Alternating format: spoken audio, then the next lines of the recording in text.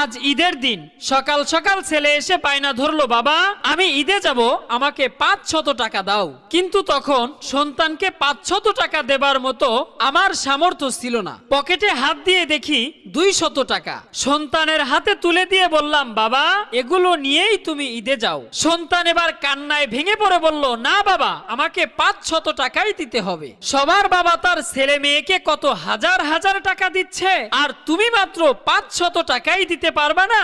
সন্তানের কান্না দেখে খুবই মায়া লাগলো, কিন্তু তার চাইতে বেশি কষ্ট পেলাম। সন্তানের কান্না দেখে ঘরে থাকতে পারলাম না, বেরিয়ে গেলাম টাকার সন্ধানে। ওর কাছ থেকে ধার দেনা করে 500 টাকা গুছিয়ে সন্তানের হাতে তুলে দিলাম। সন্তান এবার হাসি মুখে ঈদগাহে চলে গেল। ঠিক তখনই মনে পড়ে গেল আমার ছোট্টবেলার কথা। আমি একদিন ছোট্টবেলা ঈদগাহে যাওয়ার পূর্বে বাবার কাছে 50 টাকা চেয়েছিলাম। বাবার কাছে তখন মাত্র